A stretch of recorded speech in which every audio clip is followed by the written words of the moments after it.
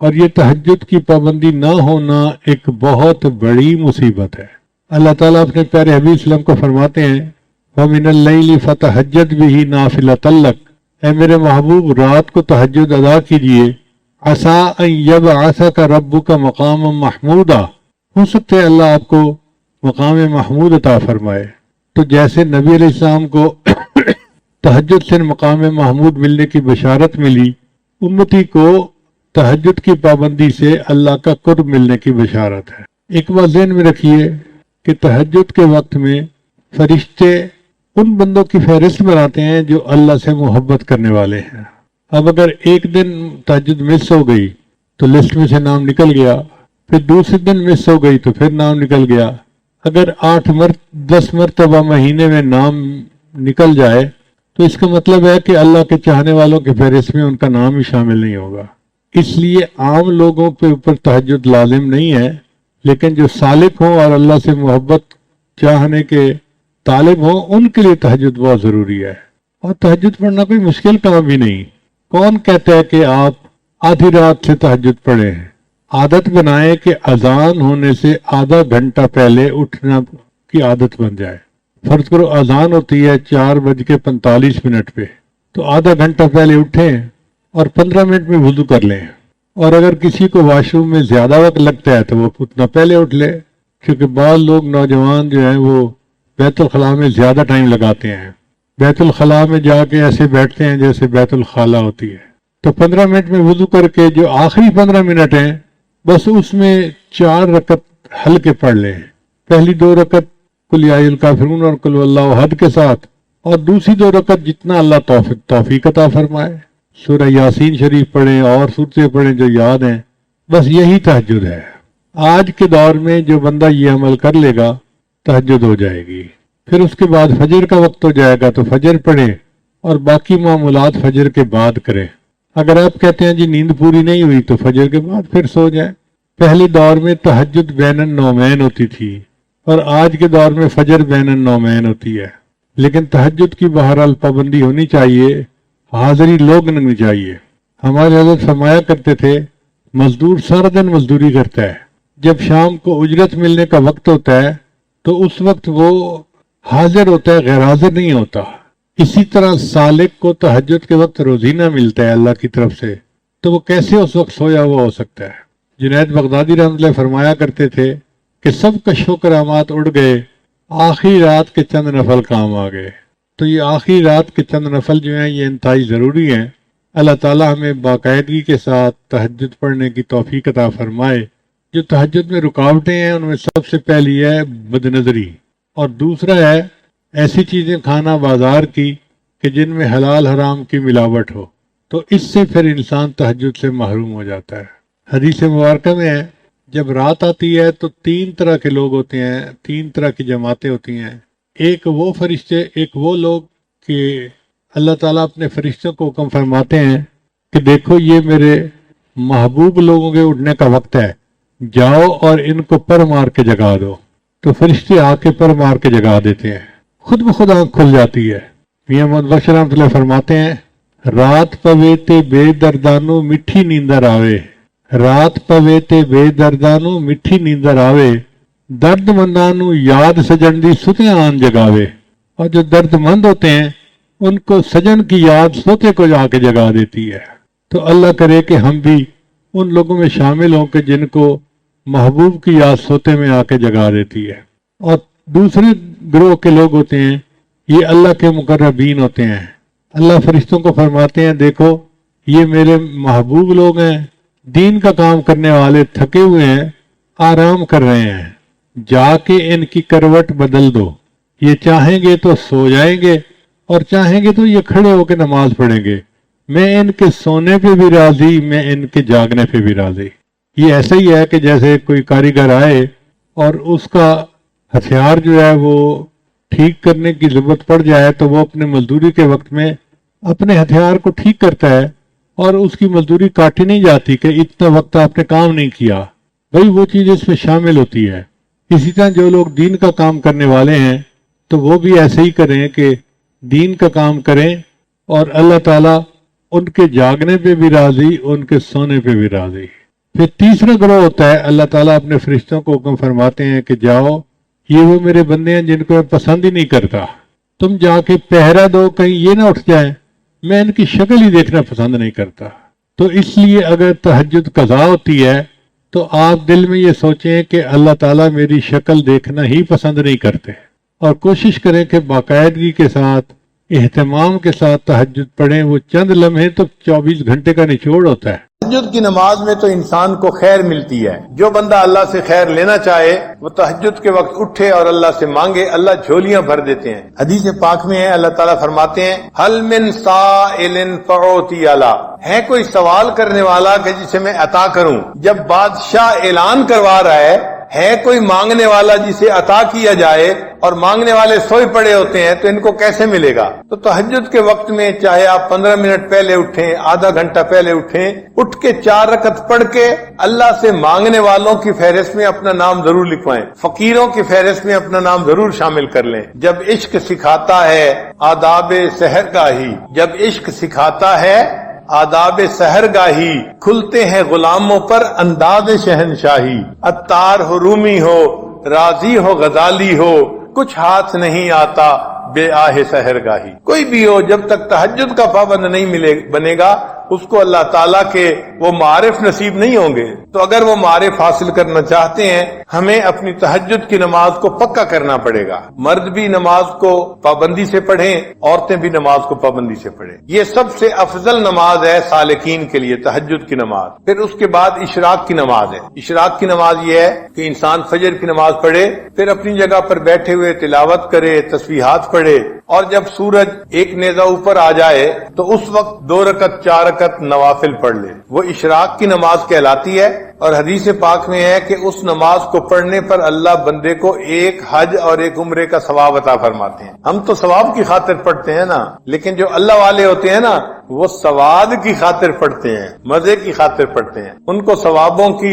طلب کم ہوتی ہے، اپنے محبوب سے محبت کا تعلق نبھانے کا ان کو شوق زیادہ ہوتا ہے۔ حضرت خواجہ مجذوب رحمۃ اللہ فرماتے ہیں بندگی سے ہمیں تو مطلب ہے، بندگی سے ہمیں تو مطلب ہے، ہم ثواب و عذاب کیا جانے، بندگی سے ہمیں تو مطلب ہے، ہم ثواب و عذاب کیا جانے، کس میں کتنا ثواب ملتا ہے، عشق والے حساب کیا ہے۔ عشق والوں کو ان حسابوں کا کیا پتا، وہ تو اللہ کی محبت میں نوافل پڑھ رہے ہوتے ہیں۔ اگر اشراق کے نوافل پڑھنے کی عادت پڑ جائے تو پھر اس کے بعد صلاۃ الضحیٰ جس کو چاشت کی نماز کہتے ہیں، یہ دن کے 9 بجے جب سورج اتنا اوپر آ جاتا ہے کہ زمین گرم ہوتی ہے، ننگا پاؤں رکھنے سے پاؤں جلنے شروع ہو جاتے ہیں، اس وقت سے یہ ٹائم شروع ہوتا ہے اور پھر زوال سے 1 گھنٹہ پہلے تک یہ رہتا ہے۔ اس کو صلاۃ چاشت کہتے ہیں۔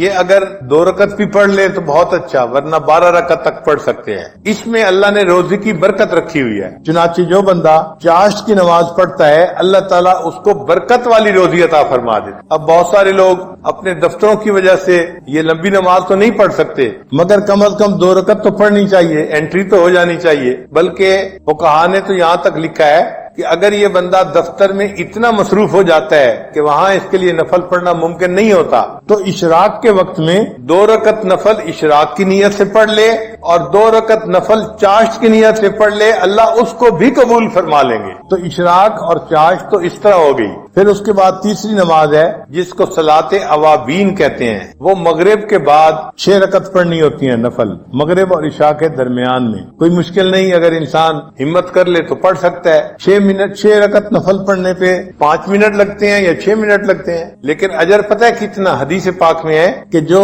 بندہ اوابین کے 6 رکعت نفل پڑھتا ہے اللہ اس کو 12 سال کی عبادت کا ثواب عطا فرما دے۔ 6 رکعت پڑھنے پر 12 سال کی عبادت کا ثواب ملا تو سوچئے یہ کتنا بڑا انعام ہے۔ جو لوگ حفاظ ہیں وہ تہجد میں قرآن پڑھا کریں، منزل جو ہوتی ہے نفلوں میں۔ اگر تہجد میں اٹھنا مشکل ہے تو پھر دوسرا طریقہ مغرب اور عشاء کے درمیان 2 رکعت 4 رکعت میں اگر ایک پارہ پڑھ لے تو ان کے قرآن پاک کی منزل پکی رہے گی ہمیشہ۔ اور رات کی نماز کو تہجد کی نماز کہتے ہیں۔ تو گویا 5 فرض نمازیں ہوئیں اور 4 نفل نمازیں ہوئیں، اشراق، چاشت، اوابین، تہجد۔ تو جیسے عام لوگ 5 فرض نمازوں کا اہتمام کرتے ہیں، جو سالکین ہوتے ہیں ان کو 9 نمازوں کا ایسے اہتمام کرنا چاہیے. ان کے لیے یہ 4 نمازیں بھی محبت کی بنا پہ فرض کی مانند ہوتی ہیں نفل نمازیں، لیکن محبت کے میدان میں وہ اس طرح اس کو ادا کرتے ہیں جیسے فرض ہوتا ہے. پھر اس کے بعد بھی کچھ نمازیں ہیں. انسان جب وضو کرتا ہے تو تحیت الوضو 2 رکعت نفل پڑھنے وہ بھی مسنون ہے. مسجد میں داخل ہوتا ہے تو 2 رکعت تحیت المسجد پڑھنا یہ بھی مسنون ہے. تو ان نمازوں کو بھی پڑھنا چاہیے. جب موقع ملے تحیت الوضو پڑھیے، تحیت المسجد پڑھ لیجئے. پھر اگر انسان سے کوئی غلطی ہو گئی تو صلاۃ التوبہ 2 رکعت توبہ کے پڑھنا یہ بھی حدیث سے ثابت ہے. پھر اگر اللہ نے کوئی نعمت عطا فرما دی تو 2 رکعت شکرانے کے ادا کرنا یہ بھی حدیث پاک سے ثابت ہے. ان نمازوں کو جتنا آپ پڑھ سکتے ہیں اتنا پڑھیں، ان کا اجر ملے گا، اس کے بدلے فرض قبول ہو جائیں گے، اور قیامت کے دن اللہ تعالیٰ بندے کو نبی علیہ السلام کی رفاقت عطا فرمائیں گے اور اونچا مرتبہ عطا فرمائیں گے. اور ایک خاص نقطہ ان نوافل کو پڑھنے کے لیے یہ ہے کہ نوافل کو چھوڑا نہ کریں. کیوں؟ ہم نہیں جانتے کس جگہ کا کیا ہوا ہمارا سجدہ ہمارے اللہ کو پسند آ جائے. تو یہ سوچا کریں کہ ہو سکتا ہے یہ جو نفل نماز میں پڑھ رہا ہوں میرا یہ سجدہ میرے مالک کو پسند آ جائے. علامہ اقبال نے کہا واقف ہو اگر لذت بیداری شب سے، واقف ہو اگر لذت بیداری شب سے، اونچی ہے ثریا سے بھی یہ خاک پر اسرار. یعنی یہ خاک کی مٹھی انسان جو ہے یہ ثریا سے بھی اونچا چلا جاتا ہے. اللہ تعالی ہمیں بھی بیداری شب کی لذت عطا فرمائے. تیری محفل بھی گئی، چاہنے والے بھی گئے، شب کی آہیں بھی گئیں، صبح کے نالے بھی گئے. دل کو زندہ کرنے کا ایک سبب اتباع سنت.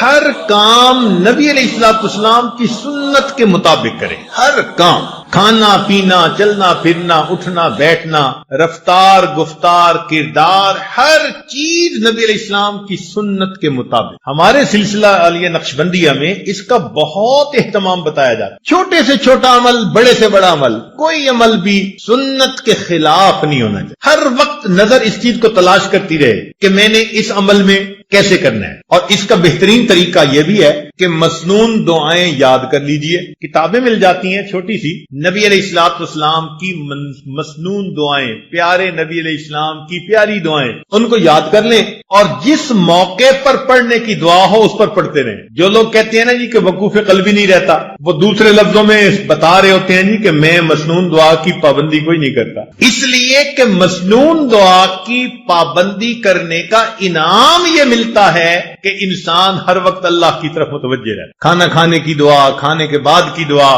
سو کر اٹھنے کی دعا، سونے سے پہلے کی دعا، کسی سے ملنے کی دعا، گھر میں داخل ہونے کی، نکلنے کی، ہر موقع کی دعائیں ہیں. تو مسنون دعاؤں کی برکت سے اللہ تعالیٰ وقوف قلبی کا رکھنا آسان فرما دے. آپ اس کا تجربہ کر لیجئے. جب آپ محسوس کریں نا کہ جی میں وقوف قلبی کا دھیان نہیں رکھ سکتا یا رکھنا مشکل ہے، آپ محسوس کریں گے کہ سنت دعائیں پڑھنے میں آپ کوتاہی کر رہے ہیں.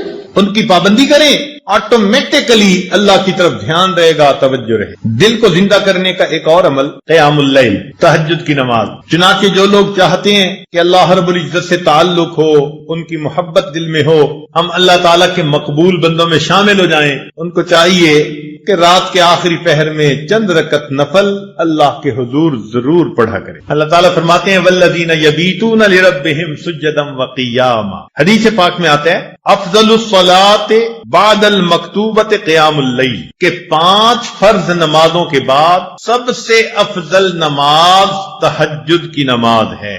قیل للحسن، حسن رحمت اللہ علیہ سے یہ کہا گیا ما بال المتہجدین احسن الناس وجہا، کیا وجہ ہے کہ تہجد پڑھنے والوں کے چہرے بڑے منور ہوتے ہیں، ان کے چہروں پہ بڑا نور ہوتا ہے. قال، انہوں نے جواب دیا لأنہم خلو بالرحمن فألبسہم نور من نورہ، اس لیے کہ وہ اللہ کے ساتھ تنہائی میں عبادت میں وقت گزارتے ہیں، اللہ اپنے نور کو ان کے چہروں پر پالش کر دے. ایک بزرگ فرمایا کرتے تھے کہ حضرت، ان کے پاس ایک بندہ آیا، اس نے کہا کہ حضرت مجھے رات تہجد کی توفیق نصیب نہیں ہوتی، کوئی عمل بتا دے. انہوں نے آسان سا جواب دے دیا، فرمانے لگے اے دوست تو اپنے دن کے اعمال کو سنوار لے، اللہ تعالیٰ تجھے رات کے اعمال کی توفیق عطا فرما. ہم دن میں جو نافرمانیاں کرتے ہیں نا، ان کی وجہ سے رات کی عبادت سے محروم کر دیے جاتے. فقال لا تعصہ بالنہار، تو دن میں اللہ کی نافرمانی نہ کر، وہو یقیمک بین یدیہ باللیل، تو دن میں اس کی نافرمانی نہ کر، وہ تجھے رات میں قیام کی توفیق عطا فرمائے۔ یروی عن سفیان ثوری رحمۃ اللہ سے یہ بات منقول ہے، فرماتے تھے کہ حرمت قیام اللیل 5 اشہر بذنب اصبتہ، ایک مرتبہ ایک گناہ مجھ سے سرزد ہو گیا جس کی وجہ سے 5 مہینے تہجد کی نماز سے میں محروم ہو گیا۔ اور پتہ ہے وہ گناہ کون سا تھا؟ فرماتے ہیں گناہ یہ تھا کہ ایک نوجوان دعا مانگتے ہوئے رو رہا تھا اور میں نے اس کی طرف دیکھ کر گمان کیا کہ یہ ریاکاری کر رہا ہے۔ میں نے اپنے دل میں اتنا سوچا ریاکاری کر رہا ہے۔ اس بدگمانی کے گناہ کی وجہ سے اللہ نے 5 مہینے تہجد سے مجھے محروم کر دیا۔ اور ہم کتنی بدگمانیاں کرتے ہیں لوگوں کے بارے میں بھائی، ہر کسی سے بدگمان الا ماشاء اللہ، پھر کہتے ہیں جی تہجد نہیں ملتی۔ اور پھر بعض دوست تو ایسے ہیں جو بڑے مطمئن ہوتے ہیں، اور جی ہم سارا دن مدرسے میں قرآن پڑھاتے ہیں، حدیث پڑھاتے ہیں، رات تہجد نہ پڑھی تو کیا ہوا، ثواب تو مل ہی جاتا ہے۔ تو بھئی صحابہ کرام سارا دن سبزیاں بیچتے تھے، جو وہ رات کو تہجد کا اتنا اہتمام کرتے تھے، وہ کیا کرتے تھے؟ وہ بھی تو سارا دن دین کے کام میں لگے رہتے تھے نا، فرسان بالنہار ہوتے تھے، اور پھر اللہ ان کو رہبان باللیل بنا دیا۔ رات گھوڑے کی پیٹھ پہ ہوتے تھے صبح میں، اور رات مسلح کی پیٹھ پر ہوا کرتے۔ تو یہ تو نفس ہمیں مطمئن کر دیتا ہے نا کہ کوئی بات نہیں اگر تہجد کی توفیق نہیں ملتی۔ اچھا ایک بات ذرا توجہ سے سنیں کہ ایک تو ہے ہمارا سوچنا ہم تہجد پہ نہیں اٹھتے، اور ایک سوچ کا انداز اور بھی ہے، وہ کیا؟ حدیث پاک میں آتا ہے اللہ تعالیٰ رات کو فرشتوں کی 3 جماعتیں بنا دیتے ہیں۔ فرشتوں کی کتنی جماعتیں؟ 3 جماعتیں بنا دیتے ہیں۔ ایک جماعت کو کہتے ہیں کہ دیکھو فلاں فلاں میرے مقبول بندے ہیں، تم جاؤ اور ان کو پر مار کے جگا دو، یہ تہجد میں اٹھنے کا وقت ہے، یہ اٹھیں گے مجھ سے مانگیں گے، میں پروردگار ان کی جھولیوں کو بھر دوں گا۔ چنانچہ یہ لوگ سوئے ہوئے ہوتے ہیں، نہ گھڑی کا الارم نہ کوئی اور، اچانک ان کی آنکھ کھل جاتی ہے۔ یہ اللہ تعالیٰ کی طرف سے فرشتے اٹھا دیتے ہیں ان کو، اچانک آنکھ کھل جاتی ہے۔ دل میں ارادہ لے کے سوتے ہیں 3 بجے اٹھنے، 3 بجے آنکھ کھلتی ہے، تو اللہ تعالیٰ کے فرشتے جگا دیتے ہیں۔ اور پھر دوسرے گروپ کو اللہ فرماتے ہیں کہ جاؤ فلاں فلاں فلاں میرے ناپسندیدہ بندے ہیں، میں انہیں پسند نہیں کرتا، تم جاؤ اور ان کو تھپکی دے کے سلا دو، یہ میرے نیک مقبول بندوں کے اٹھنے کا وقت ہے، اور میں نہیں چاہتا کہ اس موقع پر یہ مجھے اپنی شکل دکھائے۔ رات کے 1 بجے تک جاگتے رہیں گے، 2 بجے تک جاگتے رہیں گے، جب تہجد کا وقت شروع ہو جائے گا نیند آ جائے گی۔ آپ شادی بیاہ پہ دیکھیں، لوگ پروگرام بناتے ہیں آج شادی کی رات ہے جی ساری رات جاگیں گے، ساری رات نہیں جاگتے، جب تہجد کا وقت شروع ہوتا ہے سارا مجمع سو جاتا ہے، گھر کی عورتیں سو جاتی ہیں، مرد سو جاتی ہیں، مہمان بچے سب سوئے پڑے ہوتے ہیں، وہ سوئے نہیں ہوتے، ان کو سلا دیا جاتا۔ تو یوں بھی تو ہم سوچ سکتے ہیں نا کہ ہم تہجد نہیں پڑھتے، نہیں، شاید ہم سے کوئی ایسا گناہ ہوتا ہے اللہ تعالیٰ اس برکت والے وقت میں ہماری شکل دیکھنا پسند ہی نہیں۔ وَهُوَ يَتَوَلَّى الصَّالِحِينَ، وہ اللہ نیکوکاروں کا سرپرست ہے۔ اور یہ 100% سچی بات ہے، یعنی لوگوں کے لیے کہتے ہیں نا جی آؤٹ آف دی وے، اللہ تعالیٰ کے لیے تو کوئی چیز آؤٹ آف دی وے نہیں ہے نا، مگر ہے اسی طرح کہ جو نیک بنتا ہے دیکھنے سے پتہ چلتا ہے کہ جیسے کوئی غیبی قوت آؤٹ آف دی وے جا کے اس کی مدد کر رہی ہے، اس لیے کہ وہ اللہ کی سرپرستی میں آ چکا ہوتا ہے۔ ایسے اللہ تعالیٰ اپنے بندوں کی مدد فرماتے ہیں۔ ذرا اللہ سے دوستی لگا کے دیکھیں، اس کی سرپرستی میں آ کے دیکھیں، سمجھ پھر لگے گی کہ بندے کی زندگی کتنی سہانی ہو جاتی۔ آج تو جس بندے کے کنٹیکٹ بڑے ہوں، واقف ہوں، کہتے ہیں جی اس کے بڑے لمبے ہاتھ ہیں، اور اللہ والوں کی تو حالت یہ کہ ان کے ہاتھ تو اللہ تعالیٰ کی جیب میں ہوتے ہیں۔ اللہ اپنے بندوں کی کیسے مدد کرتا ہے، ذرا 1-2 واقعات سن لیجئے۔ رابعہ بصریہ اللہ کی نیک بندی، اپنے صومعے میں عبادت کرتے کرتے تھک گئیں تو سو گئیں۔ ایک چورا نکلا، اس نے دروازہ کھولا، اندر گھسا، کوئی اور چیز تو نہیں اسے نظر آئی، مگر ایک چادر پڑی ہوئی تھی، اس نے کہا چلو چادر ہی لے چلتا ہوں۔ جب چادر اس نے اٹھائی اور واپس جانے لگا، ایسا سر چکرایا کہ اس کو آنکھوں کے آگے اندھیرا ہو گیا، دروازہ نظر ہی نہیں آیا، تو وہ بہت کنفیوز ہوا اور اس نے چادر نیچے پھینک دی۔ جیسے ہی نیچے پھینکی دروازہ نظر آیا تو اب اس پہ خوف طاری ہو گیا، اور وہ باہر نکلنے لگا جیسے باہر نکلنے لگا ایک آواز آئی، اگر ایک دوست سویا ہوا ہے تو دوسرا دوست جاگتا ہے، اگر ایک دوست سویا ہوا ہے تو دوسرا دوست جاگتا ہے۔ تم کیسے یہاں سے کوئی چیز چرا کے جا سکتے؟ وَهُوَ يَتَوَلَّى الصَّالِحِينَ، وہ اللہ تعالیٰ نیکوکاروں کا سرپرست ہے، ان کا ذمہ دار ہے۔ چنانچہ ایک بڑھیا کا واقعہ لکھا ہے کہ اس کا گھر بادشاہی محل کے ذرا قریب تھا، اکیلی تھی۔ ایک دن اس کو رشتہ داروں کے ہاں تقریب میں جانا پڑ گیا تو وہ چلی گئی، اور وہاں اس کو 1-2 مہینے لگ گئے۔ جب 2-4 مہینے کے بعد واپس آئی تو وہ بڑھیا اپنا گھر دیکھتی ہے تو گھر نظر نہیں آتا۔ اس نے کسی سے پوچھا کہ یہاں تو میرا گھر تھا۔ انہوں نے کہا بھئی تو یہاں تھی نہیں، اور یہ بادشاہ کے محل کو تھوڑا سا ایکسٹینڈ کرنا تھا، تو جب 2-4 دن دیکھا کہ کوئی یہاں ہے ہی نہیں تو تمہارا تالا پولیس نے کھول لیا، اندر بھی کچھ اتنا تھا نہیں تو تمہاری کوٹھڑی کو گرا کے بادشاہ کے محل کی ایکسٹینشن کر دی گئی۔ تو جب اس بڑھیا نے یہ سنا نا کہ تم تو یہاں تھی نہیں اس لیے تمہارے گھر کو گرا دیا گیا، تو بڑھیا نے آسمان کی طرف دیکھ کے کہا، اللہ میں تو یہاں نہیں تھی، تو تو یہی تھا میں یہاں نہیں تھی، تو تو یہی تھا۔ یہ لفظ اس کے کہنے تھے کہ جو ایکسٹینشن کی ہوئی عمارت تھی اس کی چھت زمین کے اوپر آ گئی۔ نیک لوگ دنیا میں لاوارث نہیں ہوا کرتے، اللہ ان کا وارث ہوتا ہے۔ اگر ہمیں اپنے والد کے وارث ہونے پہ اتنا اطمینان ہوتا ہے، بیوی کو خاوند کے وارث ہونے پہ اتنا اطمینان ہوتا ہے، تو اگر کسی کا وارث اللہ رب العزت بن جائے تو سوچو پھر اس کے کیا مزے ہوں گے۔ اس کی مثال یوں سمجھیے کہ ہم نوجوان کالج یونیورسٹیوں میں پڑھتے ہیں نا، تو اگر تو ان کا جی پی اے بہت اچھا ہو تو فل اسکالرشپ مل جاتا ہے، اور فل اسکالرشپ والے بچے کو پڑھنے میں کوئی دقت ہی نہیں ہوتی۔ وہ جی مجھے فل میڈیکل ڈگری کرنے کے لیے اسکالرشپ مل گیا، مجھے کوئی فکر نہیں۔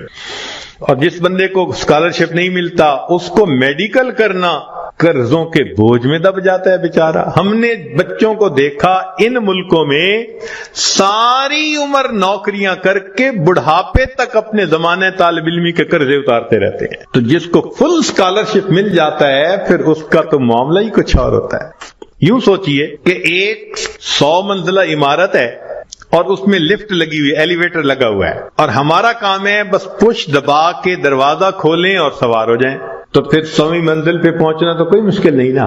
اور ایک 100ویں منزل سے رسہ نیچے لٹکا ہوا ہے، اب ایک بندہ رسے سے چڑھنا چاہتا ہے، کتنا پریشان ہوگا، کتنا وہ مصیبت میں پڑے گا، کتنا بڑا رسک لے گا، اور اگر رسہ ہاتھ سے چھوٹ گیا تو مر بھی سکتا ہے۔ جیسے ایلیویٹر سے اوپر جانا اور رسے سے اوپر جانا کتنا دونوں میں فرق ہے، اس سے زیادہ فرق ہے اللہ کی سرپرستی میں آ کے زندگی گزارنا ایلیویٹر سے منزل پہ پہنچنے والی بات ہے، اور گناہوں کے ساتھ رسے سے لٹک کے زندگی گزارنا 100 منزلوں پہ جاننے والی مشکل بات۔ ہم گناہ کر کر کے اپنے آپ کو اللہ کی سرپرستی سے نکال دیتے ہیں، اور جب سرپرستی سے نکل جاتے ہیں اللہ حال پہ چھوڑ دیتے ہیں، جاؤ تم جانو تمہارا کام جانے، ہماری تو مانتے نہیں۔ پھر شیطان ہمیں بہکاتا ہے، لوگ بھی دھوکے دیتے ہیں، امیدیں توڑتے ہیں، بندہ دنیا میں دھکے ہی کھاتا پھرتا ہے، کشتیاں کرتا ہے اپنے حالات سے،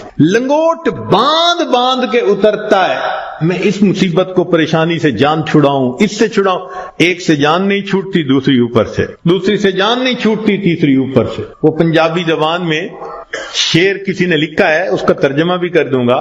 اس دکھی حیاتی دے پینڈیاں وچ کدی راہ پے گئے کدی بھلدے رہ، ایک دامن امید دا چھڈیا نہ، لکھ جھکڑ انیریاں دے چلدے رہ، پت جھڑ دے جھڑے ہوئے پتیاں وانگ، اسی تیرے جہان وچ رلدے رہ، پر دامن امید دا چھڈیا نہ، اسی نال تقدیر دے گھل دے رہے۔ جیسے پت جھڑ کے موسم میں خشک پتا ہوتا ہے، کبھی ہوا نے یہاں پھینکا کبھی وہاں پھینکا، اللہ کا سہارا چھوڑ کے بندے کا یہی حال ہوتا ہے۔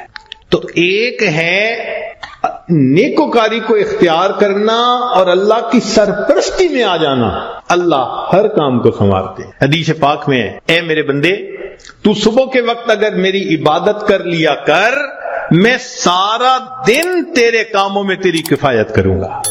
اللہ اکبر، اللہ تعالیٰ ذمہ داری لے رہے ہیں. ہم سے فجر کی نماز نہیں پڑھی جاتی، اشراق ہی نہیں پڑھے جاتے. ہم سے زیادہ کون پاگل ہوگا کہ جس کے ساتھ اتنا بڑا اللہ نے وعدہ کر لیا اور ہم اس وعدے سے فائدہ نہیں اٹھا پا رہے؟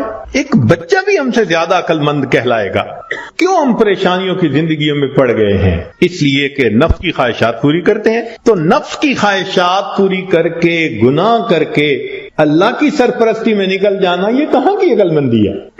اور گناہوں کو کر کے کہاں کا سکون ملتا ہے؟ حضرت مفتی محمد شفیع رحمۃ اللہ علیہ فرمایا کرتے تھے کہ تم جتنا چاہو گناہ کرو، تم جتنا چاہو گناہ کرو، اگر اللہ نے تمہاری اسی زندگی کو دوزخ کی مانند نہ بنا دیا تو میرا نام بدل دینا. اور واقعی ایسا ہوتا ہے. جو گناہوں کا راستہ اسی کو دیکھا، اجی مر جاتے تو اچھا تھا. اس کا مطلب اتنا تو پریشان ہے نا.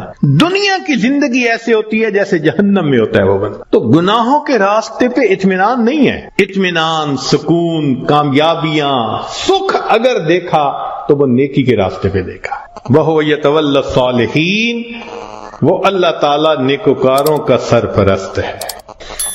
اللہ تعالیٰ تو چاہتے ہیں میرے بندے تمہیں میں اتنا دوں کہ تم بس بس کرو، مگر میرے نعمتوں کا شکر ادا کرو. ہم نعمتیں لینے کو تو تیار ہیں، شکر کرنے کی فرصت نہیں، نماز پڑھنے کے لیے فرصت نہیں. اللہ نے فرمایا کہ تم غیر محرم سے نظر کی حفاظت کرو، میں عبادت میں لذت عطا کروں گا. نظر کی حفاظت نہیں ہوتی، دعائیں مانگتے ہیں اللہ نماز کی حضوری عطا فرما دے. نماز کی حضوری کیسے ملے گی جب اس کی شرط ہی پوری نہیں ہوئی؟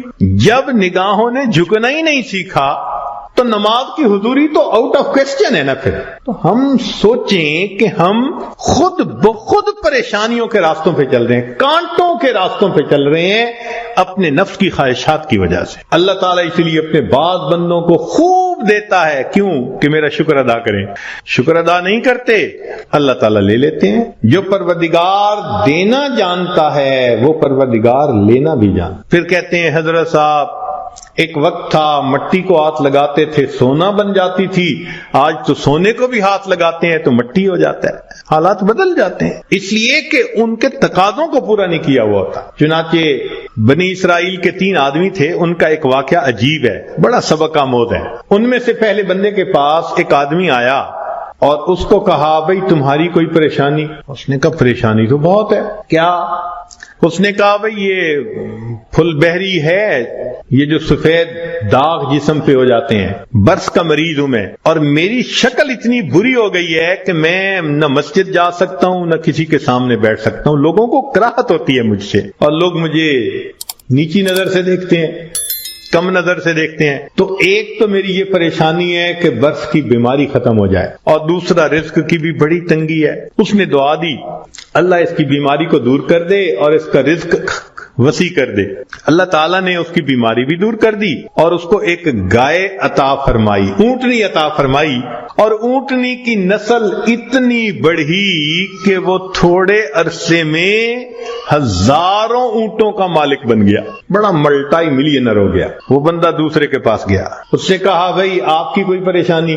اس نے کہا جی سر پہ بال نہیں ہے، گنجا ہوں اور جہاں بیٹھتا ہوں لوگ میرا مذاق اڑاتے ہیں، اور دوسرا یہ کہ کاروبار بھی میرا نہیں چلتا تو رزق کی بھی پریشانی ہے. اس نے دعا دے دی اللہ اس کے بیماری کو بھی دور کر دے، اس کو رزق میں بھی برکت دے دے. اللہ کی شان کہ اس کے سر پہ خوبصورت بال بھی اگائے اور اس کو ایک گائے ملی، اور گائے کی نسل اتنی بڑھی کہ وہ تھوڑے دنوں میں سینکڑوں گایوں کا مالک، امیر آدمی بن گیا. پھر وہ بندہ تیسرے کے پاس گیا، وہ آنکھوں سے اندھا تھا. بھئی آپ کی کوئی پریشانی؟ اس نے کہا جی کہ میری پریشانی تو یہ ہے کہ میری بینائی نہیں ہے. لوگوں کے لیے تو فقط رات کو اندھیرا ہوتا ہے اور میرے لیے تو دن کی روشنی میں بھی اندھیرا ہے. اور دوسرا یہ کہ مجھے تو در در کے دھکے کھانے پڑتے ہیں، تو دعا کر دو کہ میرا رزق وسیع ہو جائے. اللہ نے اس کی بینائی بھی ٹھیک کر دی، اس کو بکری عطا کر دی، اور بکری اتنی نسل بڑھی وہ ہزاروں بکریوں کا مالک. یہ تینوں بندے اپنے وقت میں بنی اسرائیل کے بڑے امیر بندے کہلانے لگے، کروڑوں میں کھیلنے لگے.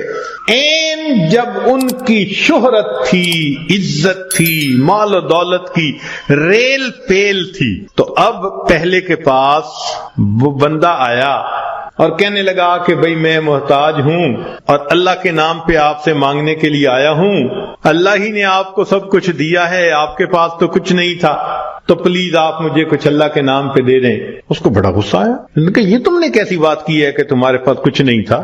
میں تو شروع سے ایسا اور امیر اور یہ اور وہ، کوئی مفت کا کہیں سے پیسہ ملا ہے میاں؟ میں نے کمائی کی ہے، محنت سے کمایا ہے، فلاں کی ہے، خبردار جو تم نے ایسی بات کی کہ تمہارے پاس کچھ نہیں تھا۔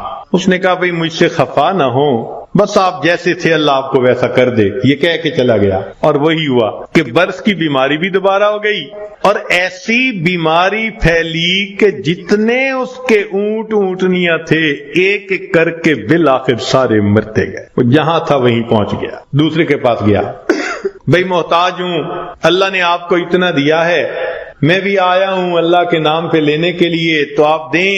ایک وقت تھا آپ کے پاس کچھ نہیں تھا، پھر اللہ نے آپ کو دیا، آج اتنا کچھ ہے۔ اس کو بڑا غصہ آیا، تو کون ہوتا ہے بات کرنے والا؟ بھئی میرا تو باپ ایسا، میرا تو دادا ایسا، پردادا ایسا، میاں میں نے تو فلاں ڈیل ایسی کی تھی، فلاں موقع پہ میں نے ایسا بزنس کیا تھا، اسٹریٹجی ایسی بنائی تھی، تب مجھے پیسے ملے، کوئی کہیں سے مفت کے مل گئے ہیں؟ خبردار جو تو نے کوئی ایسی بات کی۔ اس نے کہا بھئی مجھ سے خفا نہ ہو، اچھا آپ جیسا تھے اللہ آپ کو ویسا کر دے، یہ کہہ کے چلا گیا۔ نتیجہ یہ کہ سر کے بال بھی اس کے ختم، اور جتنی گائیں تھیں وہ ساری کی ساری بالآخر مر گئی، جہاں تھا وہیں پہنچ گیا۔ پھر یہ تیسرے کے پاس گیا، اس کو جا کے کہا کہ بھئی محتاج ہوں، فقیر ہوں، اللہ کے نام پہ مانگنے آیا ہوں، جس اللہ نے آپ کو دیا، آپ کے پاس تو کچھ نہیں تھا، آج اتنا کچھ اللہ نے دیا ہے تو بھئی مجھے بھی دے دیں۔ جب اس نے یہ بات کہی تو سننے والے بندے کی آنکھوں میں آنسو آ گئے۔ اس نے کہا تم نے بالکل سچ کہا، میں اندھا تھا، در در کے دھکے کھاتا تھا، لوگوں سے بھیک مانگتا تھا، کوئی خدا کا بندہ آیا، اس نے مجھے دعا دی تو اللہ نے میری بینائی بھی ٹھیک کر دی، اور مجھے ایک بکری رب نے دی تھی، پھر اس ایک بکری میں اللہ نے برکت ڈال دی۔ آج تو میاں دو پہاڑوں کے درمیان جتنی بکریاں پھر رہی ہیں یہ ساری میری ہیں، تم آج اللہ کے نام پہ مانگنے آئے ہو، جتنی بکریاں دل چاہتا ہے اس وادی میں سے تم لے کے چلے جاؤ۔ جب اس نے یہ بات کہی تب اس مانگنے والے نے کہا کہ میں تو فرشتہ ہوں، اللہ تعالیٰ نے 3 بندوں کے پاس امتحان کے طور پر بھیجا تھا، 2 اپنی اوقات کو بھول گئے، تو نے اپنی اوقات کو یاد رکھا، اللہ تجھے تیرا رزق نصیب فرمائے۔ یہ بندہ ساری زندگی امیر تر بندہ بن کر زندگی گزارتا، دیتا تو اللہ ہی ہے نا ہر ایک کو، تو جب دیتا ہے تو پھر اس کا شکر گزار بندے بھی بنے۔ مگر ہم ناشکریاں کرتے ہیں، گناہ کرتے ہیں، جس وجہ سے پھر مصیبت کو دعوت دیتے ہیں۔ تو راستے زندگی گزارنے کے 2 ہیں، ایک ہے نیکوکاری کا راستہ، ایک ہے بدکاری کا راستہ، منمانی کا راستہ۔ اگر آپ غور کریں تو آج کے دور میں منمانی کی زندگی گزارنے والے بہت زیادہ، اور ہر حال میں اللہ کی مان کے چلنے والے بہت تھوڑے۔ نتیجہ کیا ہے؟ مسائل حل نہیں ہو رہے، پریشانیاں بڑھتی جا رہی ہیں، ادھر ذلت ادھر پریشانی ادھر پریشانی۔ اس کی وجہ یہ ہے کہ ہم نے اپنے آپ کو اللہ کی سرپرستی میں دیا ہی نہیں۔ اگر دے دیتے تو دنیا میں اللہ ہمارے تمام غموں کے لیے کافی ہو جاتا۔ ہماری مثال تو وہ ہے کہ کوئی بلینر انسان ہو اور اس کا بندہ چپڑاسی کی نوکری کے لیے درخواست دیتا پھرے، تو ہر بندہ کہے گا یار تمہارا باپ تو بلینر ہے اور تم پی این کی جاب کے لیے درخواست دے رہے ہو، سویپر کی جاب کے لیے، یہ کیا؟ وہی حال ہے۔ اللہ تعالیٰ ہمیں اپنے سرپرستی میں لینے کے لیے وعدہ فرما رہے ہیں، اور ہم اللہ کے وعدے پر آنے کی بجائے خود دنیا کے جھمیلوں میں اپنے رزق کو تلاش کرنے میں لگے ہوئے ہیں۔ یاد رکھیے گا اللہ فرما برداروں کو بھی رزق دیتا ہے، اللہ نافرمانوں کو بھی رزق دیتا ہے۔ اللہ تعالیٰ فرما برداروں کو بھی رزق دیتا ہے اور اللہ تعالیٰ نافرمانوں کو بھی رزق دیتا ہے، مگر فرق ہے۔ ایک ہوتا ہے کہ آپ نے پرندے کو پنجرے سے نکالا اور پیالے کے اندر دانے ڈال کے اس کے سامنے رکھ دیا، اب وہ اسی پیالے میں سے کھا رہے آرام مزے سے۔ یا آپ نے پنجرے سے مرغی کو نکالا اور یوں دانے پھینک دیے تو وہ دانے چگ رہی ہے مگر دانے اس کو مل رہے ہیں. یہ ہے اللہ فرما برداروں کو رزق دیتا ہے، کسی کا ایک ہی جگہ، کسی کا ٹریولنگ کے ساتھ، ادھر بزنس، ادھر امپورٹ، ادھر ایکسپورٹ، مگر اللہ تعالیٰ رزق دیتا ہے ان کو. یہ رزق ملتا ہے فرما برداروں کو. اور ایک رزق ہوتا ہے کہ آپ نے اگر چوہے کو پھنسانا ہو تو اس کو بھی تو آپ کنڈی کے اندر گوشت کا ٹکڑا لگا کے رکھتے ہیں، پنیر کا ٹکڑا، یہ بھی رزق تو مل رہا ہے نا، مگر کس کے لیے؟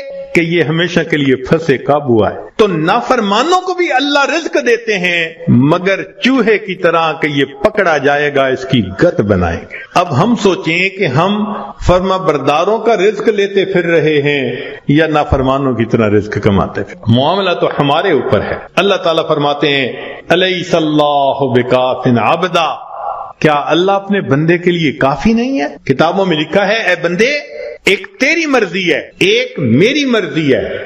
اگر تو چاہے کہ تیری مرضی پوری ہو میں تجھے تھکا بھی دوں گا، تیری مرضی کو بھی پورا نہیں ہونے دوں گا. اور اگر تو چاہے کہ میری مرضی پوری ہو تو میرے بندے میں تیرے کاموں کو بھی سنوار دوں گا، تجھے رزق میں بھی وسعت عطا فرما دوں گا.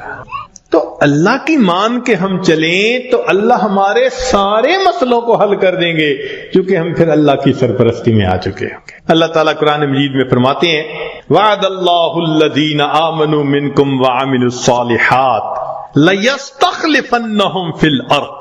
اجتماعی طور پر نیکوکار بن کر زندگی گزارنے والوں کے لیے اللہ کا وعدہ ہے. فرماتے ہیں میں تمہیں زمین کے اندر خلافت عطا کروں. وَلَيُمَكِّنَنَّ دِينَهُمُ الَّذِي ارْتَضَىٰ لَهُمْ وَلَيُبَدِّلُنَّهُمْ خَوْفَهُمْ أَمْنًا. اور اللہ ان کے خوف کو امن میں بدل دیتے ہیں. اللہ تو وعدہ فرما رہے ہیں، وعد اللہ کا وعدہ ہے. آج بندہ وعدہ کر دیتا ہے تو اتنا یقین، کیا اللہ کے وعدوں پہ ہم یقین نہیں کرتے؟ تو ہمارے زندگی کی کامیابی کا ایک ہی طریقہ ہے کہ ہم اللہ کے وعدے پر بھروسہ کر کے عہد کریں کہ اللہ آج کے بعد ہم نے نافرمانی نہیں کرنی. اب سوال پیدا ہوتا ہے کہ ہم صالحین میں شمار کیسے ہو سکتے ہیں؟ بہت آسان ہے. ذہن سے گناہ کے ارادے کو ختم کر دیجئے. ذہن سے گناہ کے ارادے کو ختم کر دیجئے. اللہ میں نے آپ کے کسی حکم کی نافرمانی نہیں کرنی، اور جو کر چکا میں توبہ کر رہا ہوں. تو پہلا قدم کہ آئندہ گناہ کی نیت کو ذہن سے نکال دینا، اور دوسرا کہ اگر پھر گناہ ہو جائے تو پھر توبہ کرنا. بس یہ دو کام کر لیجئے. ایک، ابھی اسی وقت پچھلے تمام گناہوں سے سچی توبہ کی نیت کر کے عہد دل میں کر، اللہ آئندہ میں آپ کی مان کے چلوں گا، ہر کام آپ کے نبی علیہ السلام کی سنت کے مطابق کروں گا، دین کے مطابق کروں گا، شریعت کے مطابق کروں گا، من مانی نہیں کروں گا. اور اگر بالفرض پھر گناہ ہو جائے تو پھر توبہ کرے. جو ایسا کرے گا وہ نیکوکاروں میں شمار ہوگا اور وہ اللہ کی سرپرستی میں آ جائے گا. اور جب تک ہم اللہ کی سرپرستی میں نہیں آئیں گے ہماری پریشانیاں ختم نہیں ہوں گی. ہم نے دنیا میں دیکھا ہے پرائی بکری کو کوئی گھاس نہیں ڈالتا. ہم نے کلمہ تو پڑھا نا تو لیبل تو لگ گیا نا کہ یہ مسلمان ہیں. اب اگر اللہ کے در سے بھی کچھ نہ ملے تو کسی اور در سے کیا ملے گا؟ بلکہ ہم نے تو دیکھا ہے کہ جس کتے کے گلے میں پٹے کا نشان ہو نا اس کو ہر کوئی دھتکار دیتا ہے، جائے اپنے مالک کے دروازے سے کھائے. بالکل ہمارا یہی حال ہے. جدھر رخ کرتے ہیں ہمیں دھتکارا جاتا ہے، جاؤ اپنے رب سے مانگو جا کے. اور رب سے مانگنے کے لیے نیک ہم بن نہیں رہے. تو ہمارے پاس کوئی دوسری آپشن نہیں سوائے اس کے کہ زندگیوں کو بدلیں، نیکی پہ آئیں. اللہ تعالی ہمیں اپنی سرپرستی